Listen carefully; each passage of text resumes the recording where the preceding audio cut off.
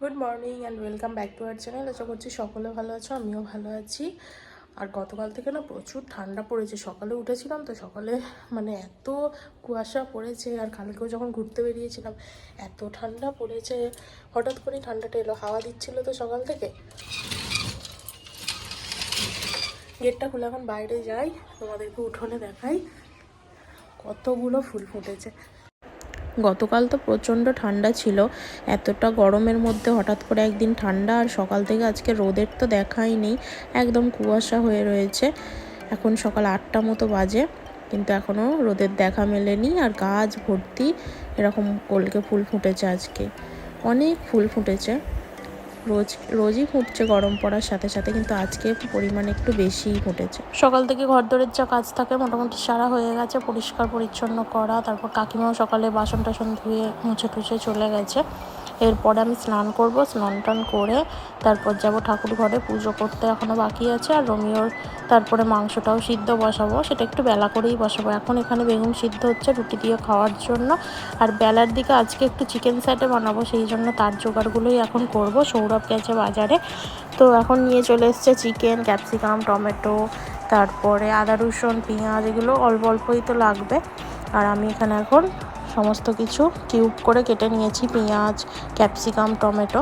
আর চিকেনটা ভালো করে ম্যারিনেট করে নিয়েছি। একাই আছে যেহেতু এখন মানে ক্যামেরা করতে করতে আর সমস্ত কিছু করতে পারিনি একা, তো আগে কেটে নিয়ে তারপরে ভিডিওটা আবার অন করেছি। এখানে এখন সব কাটা হয়ে গেছে। আর চিকেনটা কী দিয়ে ম্যারিনেট করেছি বলছি। গোলমরিচের গুঁড়ো, আদা রসুন, কাঁচা লঙ্কা, পেঁয়াজ বাটা, একটা ডিম আর সমস্ত কিছু দিয়ে ভালো করে মেখে রেখে দিয়েছিলাম 15 মিনিট। তারপরে ততক্ষণ আনাজগুলো কাটলাম। এরপর সমস্ত কিছু ধুয়ে ভালো করে চিকেনের মধ্যে আবার একসাথে ম্যারিনেট করে কিছুক্ষণ রাখছি। আর টুথপিকগুলো একটু জলে ভিজিয়ে রেখেছিলাম। এরপর একটা একটা করে টুথপিকে মাংসগুলো গেঁথে নেব, নিয়ে তারপর ফ্রাই করলেই রেডি হয়ে যাবে চিকেন স্যাটে।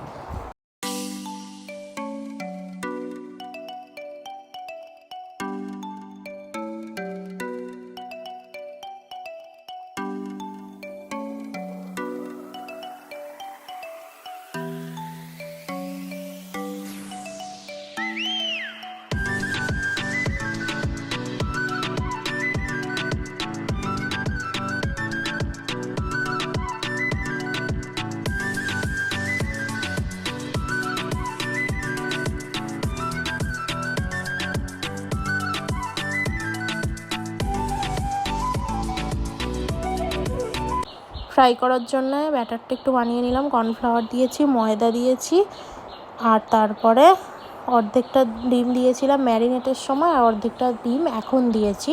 তারপর নুন দিয়েছি, এগুলোই দিয়েছি, আর কিছু তেমন দিইনি। বেকিং পাউডারটা থাকলে দিতাম, কিন্তু ছিল না বলে দিলাম না। এবারে ভালো করে কোটিং করে এটাকে একটুখানি রাখলেই, কর্নফ্লাওয়ার তো একটু, কর্নফ্লাওয়ার 2-5 মিনিট রাখার পরেই বসে যায়, ঘন ঘনই হয়ে যাবে। আমি তো একটু পরে ভাজবো, তো এখন এরপরে একটু তেল দিয়ে আর এখানে ফ্রাই করে নিচ্ছি।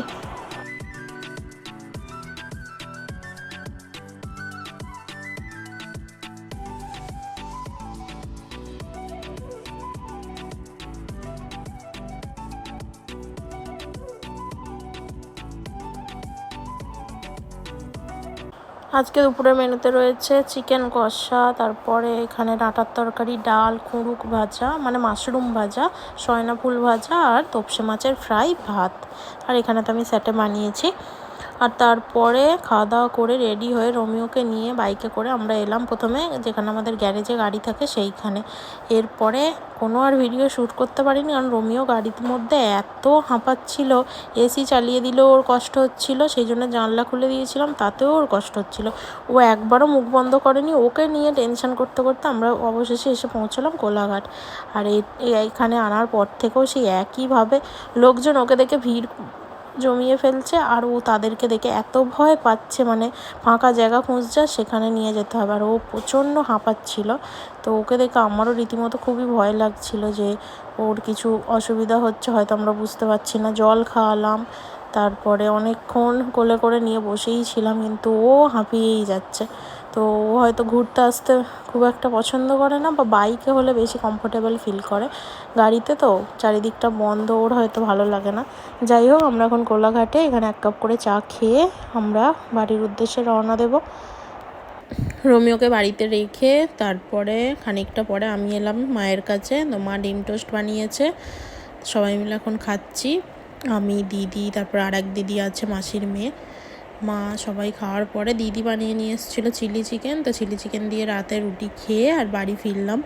বাড়ি ফিরে এখন রোমিও দেখলাম এসে দালানে বসে রয়েছে, ওর বলটা খাটের নিচে, ওকে এখন বলটা বার করে দিতে হবে।